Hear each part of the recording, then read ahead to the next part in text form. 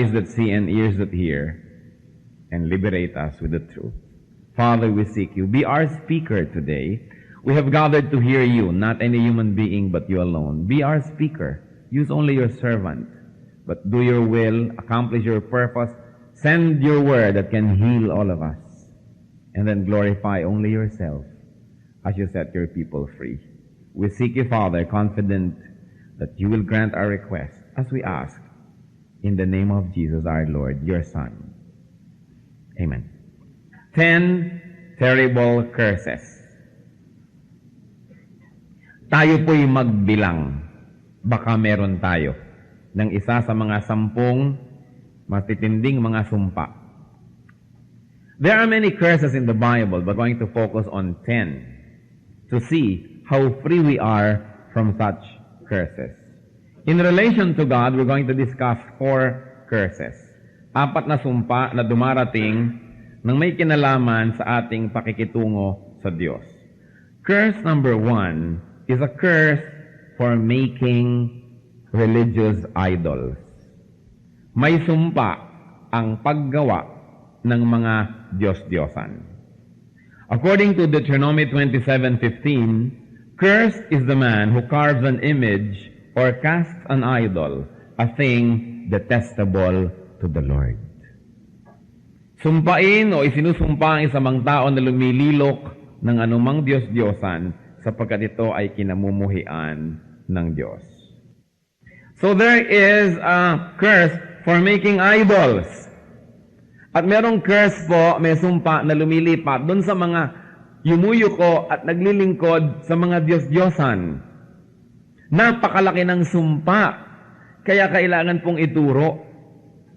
We are not anti-religion, we are not anti-anybody, but because God commands us to teach, and because of our love for our fellow men, people have to be given the truth that idolatry brings a curse. May sumpa. Napakabigat ng sumpa. Hanggang 2nd and 3rd generation of those who practice idolatry are given a curse. Kaya siguro kuminsan napakabigat ng buhay. And pagkataka yung mga tao, lapit naman ako ng lapit sa Diyos, relihiyoso naman ako, bakit nagkakangyari ang ganito sa aking buhay? Kasi habang nagiging relihiyoso, nagpa-practice ng idolatry, lalong tumitindi ang sumpa. Akala ng mga iba, natutuwa ang Diyos sa kanilang mga pagtitiis, paglilingkod sa mga Diyos-Diyosan, subalit yung kinamumuhian ng Diyos.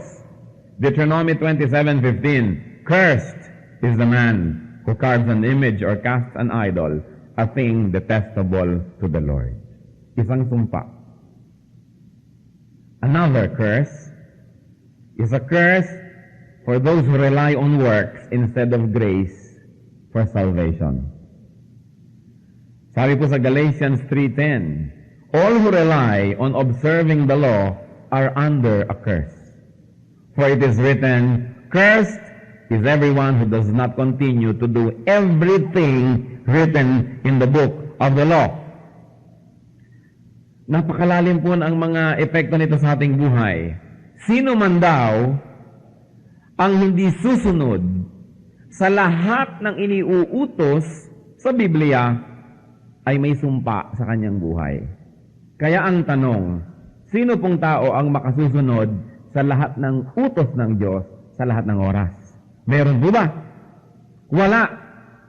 Kaya ang sabi dito, sino man ang umaasa na siya'y maliligtas dahil sa paggawa niya ng mabuti, ay daig pa ang may sumpa sa kanyang buhay dahil hindi naman siya makakagawa ng lahat ng mabuti sa lahat ng panahon.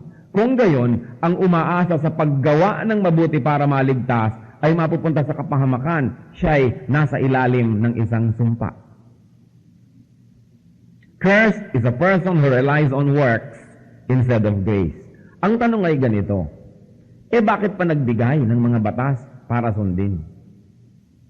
Ang mga batas po ng Diyos, una, ibinigay yan talaga para maging alituntunin natin at pamantayan sa paggawa ng tama. Subalit, higit pa sa roon, may mas malalim na ipinahihiwatig ang mga batas ng Diyos. At ipinahihiwatig dito na kailangan natin ng grace, ng grasya ng Diyos para maligtas. Sapagkat sino man ang masusing mag-aaral ng mga utos ng Diyos, merong inevitable conclusion kayong mararating. At yun ay sasabihin nyo, imposible ko itong magawa lahat. Walang taong makasusunod ng lahat ng ito sa lahat ng panahon. Marami pong mga tao ang akala nila ang mga utos ng Diyos ay hagdanan na isa-isa mong aakyatin para ka makarating sa kaluwalhatian ng Diyos sa langit at sa kaligtasan. Subalit hindi yan hagdan na maaaring akyatin sapagkat walang makaakyat ng kaluwalhatian ng Diyos. Ang mga utos ng Diyos ay isang pader na mataas at blanco na nagsasabi sa iyong, imposible, you cannot make it. To the point that the laws point to Jesus Christ. That the law of God points to grace. Na sinasabing, kung aakyatin mo lang ako, imposible. You cannot go to God on your own. Hindi mo pwedeng kitain ang kaligtasan. You cannot earn salvation through good works because nobody does everything good prescribed in the book. In other words, anybody who will be very serious studying the Old Testament will say, Bitin, nasa na ang kasunod? Kasi dapat yung New Testament, grace. To the point that everybody in the Old Testament that looked forward to the Messiah, to the Savior, was saved through faith in the Savior who was to come. Now we look backward to the Messiah who has already come, and we are saved by looking backward to the Messiah who has come. It has always been grace. Marami pong mga tao naniniwala, nagtuturo na, pagka nagkasala ka muli, hindi ka na naman ligtas. E di ang ibig sabihin pala, minsan tayong iniligtas ni Kristo, at pagkatapos every day thereafter, tayo na ang naging tagapagligtas ng ating sarili. Kasi pag sinasabi mong, nagkasala ka, therefore hindi ka naligtas, baligtarin niyo yan, ligtas ka dahil hindi ka nagkasala. If my personal sin will bring judgment upon me, then it must be my personal holiness that should grant absolution or should give me salvation. But we know na hindi po yung ating mabuting gawa ang nagliligtas sa atin, kundi yung mabuting gawa ni Kristo na pag pinaniwalaan natin at inallocate natin sa ating sarili, nagiging atin na sa pamamagitan ng pananampalataya. Kaya ang sinasabi dito, all who rely on observing the law, and if I may add a parenthetic expression, all who rely on observing the law to be saved are under a curse. For it is written, cursed is everyone who does not continue to do everything written in the book of the law. Sana malang sinabing cursed is everyone who does not do. Kaya minsan mo lang gawin, baka pwede na. Pero ang sabi, who does not continue. Kahit ginawa mo kahapon, pag hindi mo na naman ginawa ngayon yung mabuti, cursed ka na naman. Who does not continue in doing what? 90%? No, 100%. Who does not continue in doing everything? So ang masasabi mo nga, ay, hindi nga ako maliligtas kung sa paggawa ng mabuti. Sapagkat hindi ko magagawa ang lahat ng mabuti sa lahat ng panahon. Somewhere, sometime, I will fail. Kaya dapat hindi ako manalig na sa pamamagitan ng gawa ko, ng sarili kong kaligtasan, sa pag-observe ng mga batas at kung ano-anong utos ng Diyos ako maliligtas. Kundi sasabihin ko na lang, ay, Lord, imposible, hindi na po ako masasave, liban iligtas niyo ako. Na hindi ako maliligtas, liban na lang yung inyong kabanalan ng isuot ko at inyo na tong aking karumihan. Dahil kahit anong linis ang gawin ko, marumi pa rin ako. Sabi naman sa Bible, even our best deeds are just like filthy rags, para lang maruruming basahan. Hindi natin namamalayan, maaaring may sumpa pala in our life pagka inaasahan natin yung atin lang sariling mabubuting gawa. Kasi pag sinabi na ibang nagkasala ka, hindi ka na naman saved. Therefore, siya, saved pa rin dahil hindi siya nagkasala. Di siya ang savior ng sarili niya. And it is a great blasphemy because there's only one Savior, and that is Jesus Christ. Pag sinabi natin natanggal na naman ang kaligtasan mo dahil nagkasala ka, therefore, baligtarin, pag hindi natanggal, accomplishment ko kasi hindi ako nagkasala. Therefore, at the very least, I am Christ's co-savior. He saved me once, but I maintained my salvation. So, co-savior na ako. Kaya hindi yan totoo. Sabi po, cursed is the one who rely on observing the law. Hindi naman ibig sabihin, masama po to observe the law. We must. But because we are already saved, we observe God's law. Hindi yung we observe God's law so we can be saved. Baligtad. Dahil tayo ay anak na ng Diyos, sinusunod na natin lahat ng inuutos niya para siya maluwalhati. Pero hindi yung susundin ko lahat ng utos para ako maging anak ng Diyos. There is nothing you can do in your own merit that can earn you that blessed situation except to accept Jesus as Savior and Lord. Grace lang. So maaari, marami tayong nakapaligid sa atin, may curse pala yung buhay nila, hindi nila alam. Kasi umaasa sila sa kanilang sariling gawa para maligtas. Bakit naman curse yun? Biruin nyo yung ginawa ng Panginoong Jesus, i-ignoren mo. Sabi mo, teka, hindi enough yan. Kailangang dagdagan ko ng aking sariling pagsisikap. Sinabi na nga ng Panginoon nung mamamatay siya sa krus, it is finished. Tapos na ang lahat ng gawain ng salvation. Tatanggapin na lang. Tapos sabihin mo, kulang. Dadagdagan ko ng kabanalan ko araw-araw para mabuo. That is very presumptuous. That is even blasphemous. And it deconstructs the very center of God's plan for salvation, which is through grace. Grasya, biyaya, hindi sweldo, hindi bayad sa mga nagsisikap. Grace is the only way out of such curse. That's curse number 2. Curse number 3 is for not tithing. Baka biglang lumaki ang ating collection tuloy. May sumpa pala ang hindi nagtatithe. Ano po yung tithe? The 10% of everything that God gives us, we give back to God. To His work, to His church. Sabi sa Malachi 3:8 and 9, will man rob God? Yet you rob me. But you ask, how do we rob you? In tithes and offerings. You are under a curse, the whole nation of you, because you are robbing me. Yun ang sabi ng Diyos. Just this week, a few days ago, may kausap po akong isa nating kapatid. Sabi niya, bakit ba na-emphasize masyado yung Malakay 3:10? Yung pagka nag-tithe ka, bibigyan ka ng Diyos ng mga blessing, bubuksan niya ang bintana ng langit, at talagang pababahain sa iyo ang mga pagpapala. Pero hindi yata na may mention yung Malakay 3:9 na dapat ding mentionin na ang nagnanakaw sa Diyos by not tithing ay may sumpa. Dalawa naman kasi ang ating motivation para maging faithful sa Diyos. Kung Malakay 3:10, yung premyo.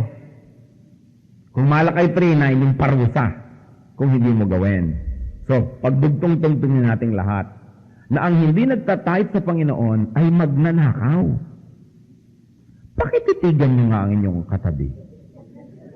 Mukha bang magnanakaw ang inyong katabi? Hindi natin alam, di po ba? Kung may salamin tayo manalamin. Ako kaya magnanakaw. And yet, the terminology, napakabigat, napakasakit na salita, hindi po ba? Masabi magnanakaw, sabi mga Hapon, dorobo. Magnanakaw. Pero ang sabi ng Diyos, kayo'y mga magnanakaw. Kayong mga hindi tapat. Sabi ganon, will man rob God? Pambihira kayo. Parang sabi natin, napakalakas naman ng loob nito, napakatibay naman ng sikmura nito, ninanakawan ang kapwa-tao, lalo mahirap. Offended na offended tayo sa magnanakaw, di po ba? Paano pa yung ang Diyos ang ninanakawan? Hindi ba lalo naman kailangan napakatibay ng ating sikmura para natin magawa yon? Kaya sabi ng Diyos sa Malakay 3:8 and 9, will man rob God? But the answer is yes. Yes, you rob me. Ninanakawan niyo ako.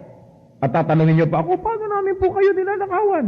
Sabi niya sa inyong mga ikapo at mga handog. In your tithes and offerings, you are under a curse. The whole nation of you, because you are robbing me. Baka naman po ito, isa sa mga curses ng ating buhay, kaya hindi tayo umunlad-unlad. Kaya kahit gaano karami kitain natin, para lang tayo naglalagay sa isang balding butas, wala ring mangyari. Malaki kita mo, tapos bigla yung anak mo nabalian ng buto, mas malaki pa yung babayaran sa ospital kaysa sa yung kinita. Yung kahit ano mangyari, kulang at kulang at kulang. Pwedeng mangyari yan because meron curse. Another curse. Sabi sa 1 Corinthians 16:22, if anyone does not love the Lord, a curse be on him. Come, O Lord. Sabi ni Paul. Biruin niyo to, pag hindi mo mahal ang Diyos, kaya tayo kanta ng kata, mahal na mahal kita, Panginoon. Nawa, yan ay totoo mula sa ating puso, sapagkat pag hindi mo pala mahal ang Diyos, may sumpa. 1 Corinthians 16:22, there is a curse for not loving the Lord. So those are the 4 curses that are related to our relationship with God. Let's go to 6 curses that have something to do with our relation with fellow men. There is a curse for people who curse God's anointed people. Pag merong minamahal ang Diyos, kinakasihan, pinagpapala, at yun, taong yun o grupo ng taong yun ay inyong pinag-isipan, ginawa ng masama at isinumpa siya, ang sumba, talbog sa akin, balik sa'yo. At didikit pa. Yun ang sabi. Anong sabi sa Genesis 27:29? Sabi ni Isaac at Jacob nung ibinigay niya yung blessing, "May nations serve you, and peoples bow down to you. Be Lord over your brothers, and may the sons of your mother bow down to you. May those who curse you be cursed, and those who bless you be blessed." Yun dong may mga anointing. Those that bless them are blessed, but those that curse them are cursed. Kaya mag-iingat ang ating mga labi. Mag-iingat ang ating mga isip sa mga iniisip, sinasabi at ginagawa natin, because you might be cursing God's anointed ones. Lalong-lalo ang kanyang mga anak, lalong-lalo ang kanyang mga hinihirang. May hinihirang talaga siya. And that is his prerogative. Ano po ang sabi sa Numbers 22:12? Si Balaam ay binabayaran. Si Balaam po ay isang parang prophet na nag-bless, ang gaganyan, nagsasabi siya ng mga blessing, pwede rin siyang nagka-curse. May nagbabayad sa kanya, sinusuhulan siya. I-curse mo, isumpa mo ang bayang Israel. Kasi kalaban ko, babayaran kita, i-curse mo. Ano po ang sabi niya sa Numbers 22:12? But God said to Balaam, kasi si Balaam ay gusto nang sumama, nabulag siya dun sa suhol na ibibigay. At talagang sasama na siya para sumpain niya ang mga anak ng Diyos. At sabi ng Diyos kay Balaam, "Do not go with them. You must not put a curse on those people because they are blessed." Sinabay siya ng Diyos, huwag kang sasama sa mga nagre-recruit sa'yo. Hindi mo dapat isumpa at bibigyan ng sumpa yung mga taong pinagpapala ko. And then in Numbers 23:8, sabi niya, "How can I curse those whom God has not cursed? How can I denounce those whom the Lord has not denounced?" There is a curse for cursing God's anointed people. Mag-ingat. Kaya lagi po tayong pinaaalalahanan ng Biblia tungkol sa ating mga dila, sa ating pagsasalita, sapagkat ang lahat ng yan may balik. Pag nagbibitaw tayo ng mga maling salita, mga paratang, criticism, o kaya nag-iisip tayo ng masama laban sa mga anak ng Diyos, lalo doon sa kanyang mga anointed, mag-isip-isip tayo sapagkat babalik at babalik yan. Anong sabi ng Panginoon kay Joshua? "I will be with you. Your enemies will be my enemies. Your friends are my friends." And the Lord assured Joshua of his anointing. God's anointing is always coupled with his protection. The Lord said that nobody will be able to stand up against you all the days of your life. Not because Joshua could do it on his own, but because the Lord jealously protects his anointed ones. Isa po yan. Kumisan mga Kristiyano na, nasa church na, pero nagkakaroon pa ng curse ang buhay nila. Because they curse God's anointed ones. Maaaring hindi sila conscious, maaaring half-conscious, but now we should be conscious to be very careful about our judgment and our words and our criticisms. Because God has a curse for those who curse his anointed ones. Another curse. Gaano po dito ang karami ang may mga magulang na buhay pa, nandiyan pa ang tatay at nanay nyo? There is a curse for people who dishonor their parents. There is a curse. Deuteronomy 27:16, "Cursed is the man who dishonors his father and his mother." The words are self-explanatory. Cursed is the man who dishonors his father and mother. Napakahalaga ng teaching na yan. How do we dishonor parents? When we disobey in their godly admonitions. When we disrespect, when we fight, when we curse, pinagdadabog-dabugan, sinasabihan ng mga mali, hindi iginagalang, hindi sinusunod, nilalabanan ng magulang, may sumpa ang lahat ng ganong gawa. God is not mocked. Whatever a man sows, he shall reap. Sabi sa Bible, your sin will find you out. Kahit kasan sumut at magtago, hahanapin ka ng naging kasalanan mo at ang buong ngit-ngit at pot nun ay mahuhulog sa iyong buhay. There's another curse in relation to other people, and that is cheating. When we cheat for our own personal gain. Deuteronomy 27:17, cursed is the man who moves his neighbor's boundary stone. Yung muhon, alam yung pinag-usapan natin yung mga muhon, yung mga bato, na boundary ito ng aking kapitbahay. Meron naman dyan, tuwing maya-maya, pag natutulog ang kapitbahay, lumalakad yung muhon. Hindi nyo natingnan ng inyong farm sandali. Aba, umurong na yung kapitbahay ko, lumiliit ang aking daigdig, lumalaki ang kanya. Hindi po bago yung kasalanan na yan. Dati na, subalit ang hindi alam ng marami, may sumpa ang ganyang uri ng pandaraya. Deuteronomy 27:17, cursed is the man who moves his neighbor's boundary stone. There is a petty crime, no, huhugutin nyo ang muhon ng kapitbahay at iuurong nyo ng konti para makakuha kayo isang dangkal. Pero may mas malaking ganyan, yung hindi na gumagamit ng mga muhon, dahil milya-milya, kilo-kilometro ang nilaland grab nila. People who land grab from indigenous people, yung mga city folks na alam lahat ng batas, na kaya nilang paikot-ikutin at palaruin, ang ending, naging kanila yung bundok at yung mga katutubong nakatira doon, nawala doon, yun. Times 100 curses dapat ang bumagsak sa mga taong nangaagaw ng lupa ng mga katutubo for their personal gain. Sa mga taong nangaagaw ng lupa ng mahihirap, konti na nga yung lupa, inaagaw pa para lang lumaki ang sakin. Sabi, cursed is the man who moves his neighbor's boundary stone. Napakarami po nating mga kababayan, mga katutubo na sapagkat they don't have a culture of having and a culture of greed. For thousands of years, they share the entire resources of the mountains and the forest with everyone else. O darating ngayon ang isang taga Maynila o taga Cebu na iwinawagayway na kaprasong papel at sinasabi, akin ang bundok na ito, umalis kayo dyan. Greed. The Lord has a curse for such types of people. Nangaagaw sa mga kawawa. Number 8, another curse, is for leading the blind astray. Naranasan nyo na ba na nagtanong kayo ng direksyon, binigyan naman kayo ng mga nakatambay doon sa isang kanto, tapos lalo kayo nagkawala-wala. Tapos nung makita nyo, tawanan sila ng tawanan, pinagtatawanan kayo dahil napasuot kayo sa morgue. Napasuot kayo kung saan-saang mga kuweba. Sabi sa Deuteronomy 27:18, cursed is the man who leads the blind astray on the road.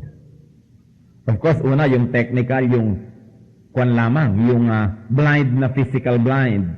Na blind na nga yung tao, mamaliin mo pa ang direksyon niya, parang ang sama mo naman.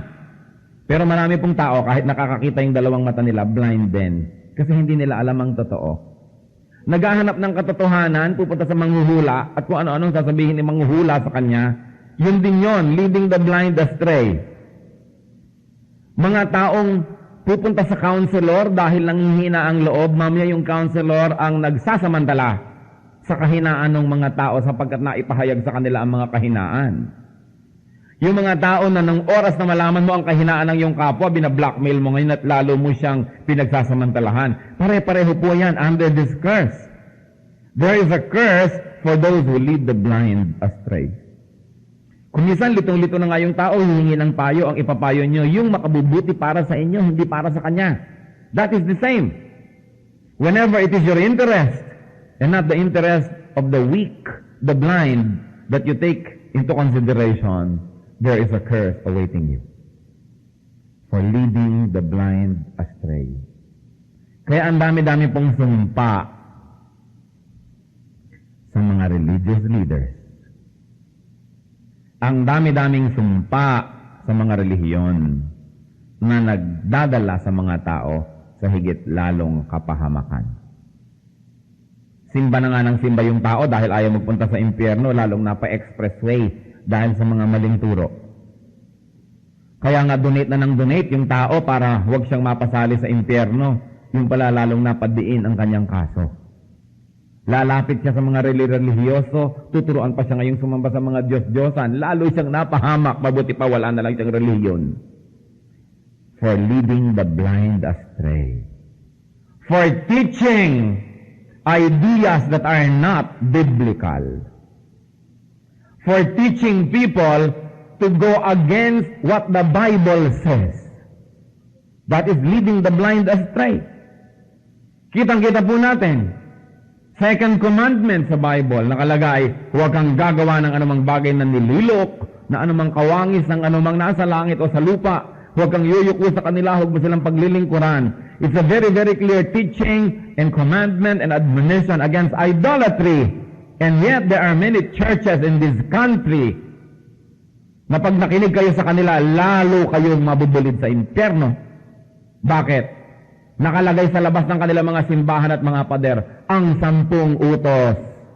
Pagkatapos, nawawala yung second commandment na nagsasabing, you shall not commit idolatry. Thou shall not make idols, nor bow down to them or serve them. Nawawala. At pagkatapos, dahil kulang ang 10 commandments, yung 10th commandment that you shall not covet, pinagdadalawa. Dahil siyempre, mawawalan, kulang. So, naging 9, you shall not covet thy neighbor's house. Number 10, you shall not covet thy neighbor's goods. Isang commandment lang yun na pinagdalawa dahil pinagkukubli nila na nawawala ang number 2. Nililin lang nila ang mga tao. This is not a human mistake. Hindi niyo pwedeng sabing, nagkamali lang siguro yung teacher. Hindi. This is policy. Policy to deceive. To mislead the blind. There is a curse for such people and for such groups. Hindi na nga nagbabasa yung mga tao ng Biblia, editin mo pa yung Bible, tatanggalan mo pa ng laman niya talaga, at dadayain at lilinlangin at pagsisinungalingan mo ang mga tao na ito ang 10 utos ng Diyos. Kasinungalingan. And this is institutional lie. This is not just a momentary lie na nagigipit ako, baka ako patayin ng mga ito, maglalay na nga ako. Hindi. Policy. There is a curse for misleading the blind. Another curse for being unjust to the weak. Sabi po sa Deuteronomy 27:19, cursed is the man who withholds justice from the alien, the fatherless, or the widow. There is a soft spot in God's heart for the orphans and for widows. Napakalaki ng proteksyon at pag-ibig ng Panginoon sa mga ulila at sa mga balo. Tiyakin ninyo na hindi kayo nagsasamantala sa kanilang kahinaan. Kumisan, namatay na yung tatay, sige, bigay mo na sa akin yung dalagita mo at magawa na lang katulong. Pagkatapos, underpaid, wala naman choice yun, magugutom yung mga yan. There is a curse for such people who take advantage of the weakness of widows, orphans, and aliens. Ito, foreigner to, alien ito. Kailangan natin, pwede natin itong pagsamantalahan. Hindi ito taga rito, walang magpo-protect. God protects them. And a curse is upon people who are unjust to them. Finally, another curse. Because we can go on and through a litany of curses. But today, we only have 10. There is a curse for being wicked. Yung pagiging nating masama, malupit, meron niyang sumpa. Proverbs 3:33, the Lord's curse is on the house of the wicked, but He blesses the home of the righteous. Kung minsan nagtataka tayo, bakit lahat na yata ng pwedeng peste na nangyari dun sa isang bahay? Pero yun pala, it is a house of the wicked. At ang nakalulungkot, kung minsan wickedness lang ng tatay, wickedness lang ng nanay, o wickedness lang ng isang member, lahat ng member ng pamilya na yan nadadamay because it's the entire house that receives the curse. So titiyakin natin na hindi tayo malupit, hindi tayo mapangapi, hindi tayo nangangawawa ng kahit na sino, sapagkat ang tinig ng mga api at ang iyak at daing ng mga kawawa ay dinidinig ng Diyos. Titiyakin natin na ang ngit-ngit at poot ng Diyos ay hindi sa atin pupunta. The Lord's curse is on the house of the wicked, but He blesses the home of the righteous. How can we be free from such curses? Unang-una, iwasan natin. Kaya nga ipinapaalala. Pangalawa, kung nagawa na natin noon, tapos na yon. Pero ang mahalaga, repent if the sin was already committed. Let us not rationalize. Huwag na nating papaniwalain ang ating mga sarili at mga tuwiran pa tayo na tayo ngay tama at iba ang mali. Kung nagkamali tayo, tanggapin, aminin ang pagkakamali, ihingi ng tawad. Because according to 1 John 1:7, the blood of Jesus Christ cleanses us from all sin. Maaari tayong patawarin at linisin.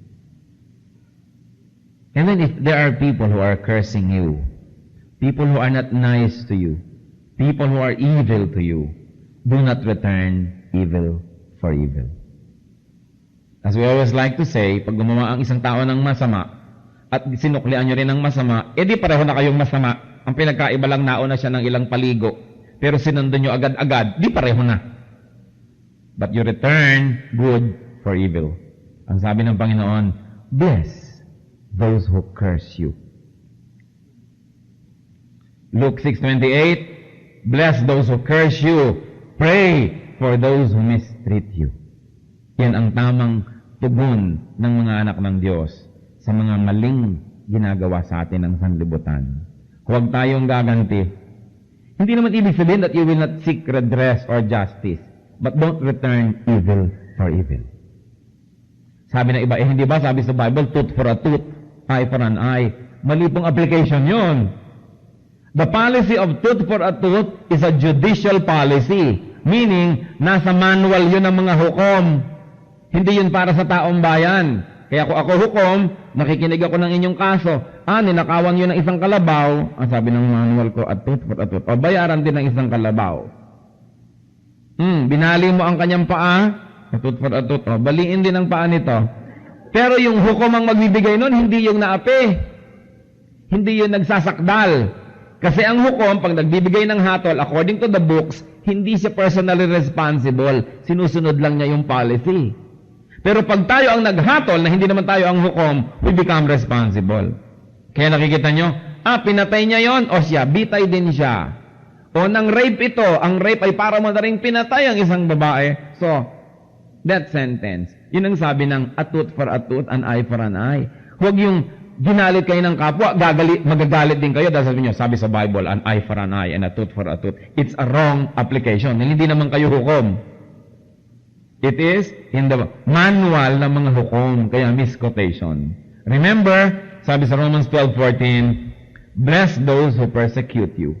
Bless and do not curse. Do not curse. Huwag kayong magsusumpa. Sapagkat ang sumpa, when wrongly given, bumabalik dun sa nagbitaw. Parang boomerang. Kaya mga masama natin sasabihin, nadapa sana siya. Masunugan sana sila. Sa inyo babalik yan.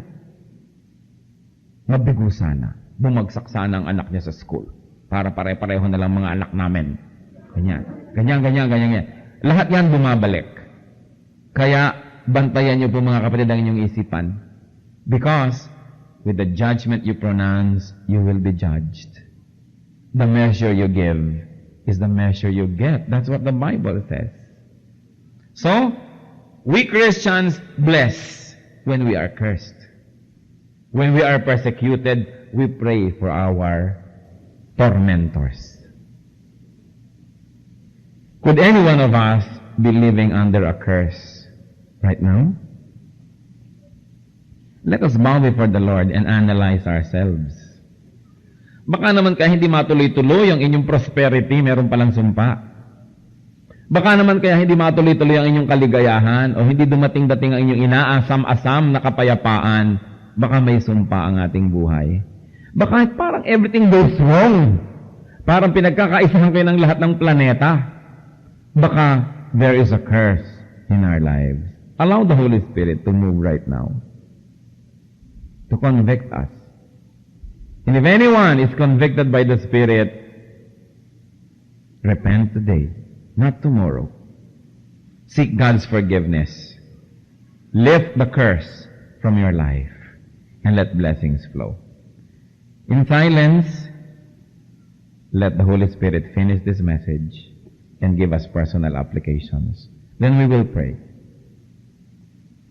Holy Spirit, move in our hearts. Ipamukha mo sa amin kung ano at sino kami.